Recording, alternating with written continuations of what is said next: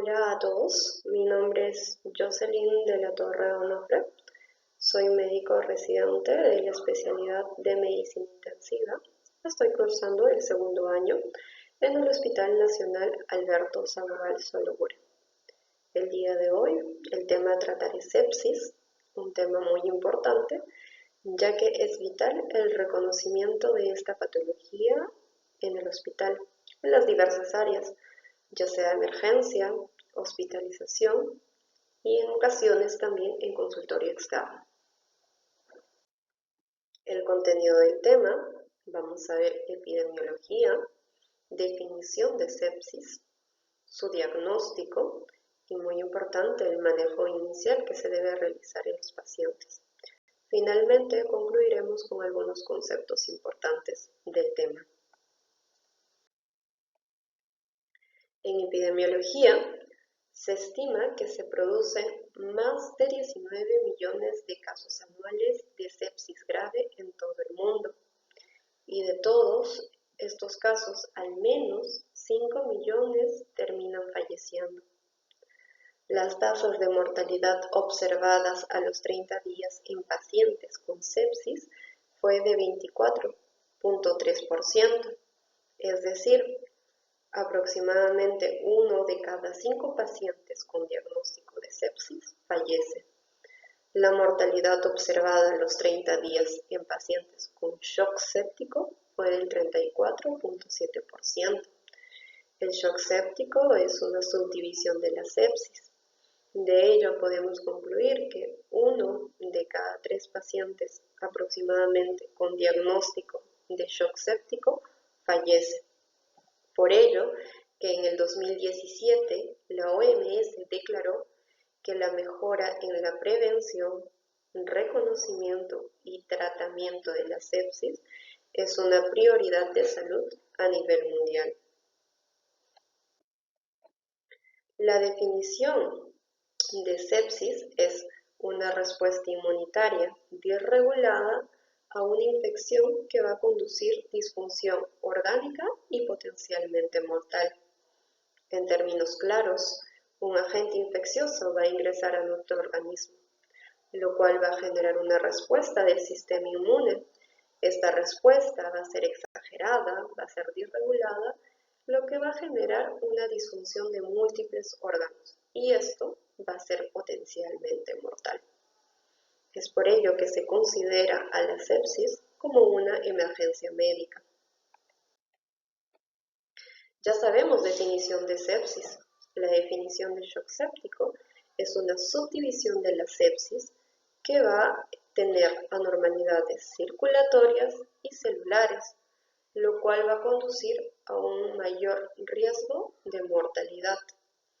Los criterios para poder diagnosticar tanto sepsis como shock séptico son dados en consensos que se han ido actualizando a lo largo de estos años. El último consenso, el de sepsis 3, fue realizado en el 2016, el cual nos da a conocer criterios para poder diagnosticar sepsis. Es una infección sospechada o documentada más una puntuación de 2 a más de la escala SOFA. Y criterios de shock séptico es igual una infección sospechada o documentada más un tratamiento vasopresor, el cual va a ser necesario para mantener una presión arterial media mayor o igual a 65 milímetros de mercurio. También tenemos que hacer un dosaje de lactato sérico, el cual va a estar en valores por encima de 2 milimoles por litro, pese a que el paciente se encuentre en una adecuada reanimación con líquidos. La Surviving Sepsis Campaign es una guía que nos va a ayudar tanto para el diagnóstico como para el manejo inicial de la sepsis. Una revisión refiere que la mejora de la atención de pacientes con sepsis se ha atribuido al lanzamiento de estas guías internacionales, como la Surviving Sepsis Campaign. Esta guía se encuentra en constantes actualizaciones. La última actualización ha sido la del 2021. Es muy importante saber y entender que una sospecha de sepsis es significado de salvar vidas. Para ello tenemos que conocer y saber cómo es un adecuado diagnóstico y posteriormente manejo de la sepsis. En la guía nos hace una serie de recomendaciones y sugerencias a tener en cuenta para el diagnóstico de la sepsis. La principal nos recomienda que cada hospital debe tener un programa de tamizaje para poder nosotros sospechar y diagnosticar sepsis. Nos recomienda hacer uso de scores como el SOFA, el SIRS, el NEUS, el MEUS, para poder así diagnosticar la sepsis. También nos sugiere hacer la medición del lactato, como lo vimos anteriormente dentro de los criterios diagnósticos de shock séptico, es valores de lactato por encima de 2 milimoles por litro. Tenemos la escala SOFA. Para poder nosotros diagnosticar sepsis, tenemos que tener la sospecha o documentación de una infección, más la escala SOFA con una puntuación de 2 a más puntos. Dentro de los criterios de esta escala SOFA, bueno, tenemos que saber que SOFA son siglas en inglés que vienen de Sequential Organ Failure Assessment, que significa un seguimiento de la secuencia de falla orgánica. Para poder nosotros hacer la medición de esta escala SOFA, debemos cumplir con criterios que van a ser entregados con ayuda del laboratorio. A nivel pulmonar tenemos que hacer la medición de la presión arterial de oxígeno, para lo cual realizaremos al paciente un análisis de gases arteriales. A nivel hematológico vamos a hacer dosaje de plaquetas. Para ver el funcionamiento del hígado vamos a dosar la bilirrubina. A nivel cardiovascular vamos a hacer medición de la presión arterial. En el sistema nervioso central valoraremos la escala de Glasgow. Y finalmente a nivel renal realizaremos un dosaje de la creatinina. Para poder nosotros tener todos estos valores requerimos tiempo y recursos, un apoyo de laboratorio. Es por eso, ya que el tiempo es vital en estos pacientes, que se crea una abreviación de la escala SOFA, el cual vendría a ser el Quick SOFA, en el cual evaluamos la escala de Glasgow, hacemos medición de la presión arterial sistólica y medición de la frecuencia respiratoria. Entonces, para diagnóstico de sepsis va a ser la infección más una puntuación de 2 o más en la escala del Quick SOFA. Lamentablemente, en la última actualización de la Surviving Sepsis Campaign, nos recomienda ya no hacer uso de esta herramienta, ya que esta escala es altamente específica, pero muy poco sensible. Y una herramienta para que se sirva de tamizaje o de screening debe ser altamente sensible. Es decir, si el paciente sale positivo con esta herramienta, con esta escala, podemos sospechar de sepsis, pero si nos sale negativo o con una puntuación menor de 2, no podemos descartar sepsis. En conclusión, quedamos con el uso del score SOFA o en ocasiones también podemos hacer uso del SIRS. En el manejo inicial de los pacientes, la guía nos recomienda iniciar este tratamiento de manera inmediata. Para ello, en pacientes con sepsis que tengan hipoperfusión o pacientes con shock séptico, sugieren iniciar fluidoterapia endovenosa con cristaloides. El cristaloides más conocido, más usado, es el cloruro de sodio. Iniciamos con una dosis de 30 mililitros por kilo de peso dentro de las 3 primeras horas de reconocido esta patología. Ahora, para poder nosotros hacer un seguimiento de esta resucitación con fluidos, tenemos que guiarnos por 2 parámetros, ya sea por el lactato sérico o por el tiempo de llenado capilar. Una guía de resucitación a través del lactato sérico quiere decir que nosotros vamos a estar midiendo el lactato en sangre y tenemos que evidenciar disminución de las cifras.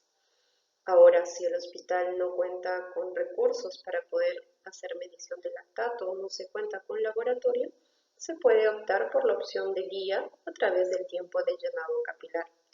Hay un estudio, el estudio Andrómeda, el cual realiza realiza una comparación entre el lactato y el tiempo de llenado capilar, en el cual concluye que no hay mayor diferencia. Es por eso que el tiempo de llenado capilar es considerado una herramienta económica y rápida. Pero para ello hay que hacer una medición adecuada. Lo que tenemos que hacer es seleccionar un dedo y utilizar con cuidado un portaobjetos. Debemos aplicar presión sobre el pulpejo hasta conseguir que este pulpejo se torne blanco. Debemos esperar unos 10 segundos y medir el tiempo que demora en volver a su color normal el pulpejo del dedo. Es así que tenemos el tiempo de llenado capilar.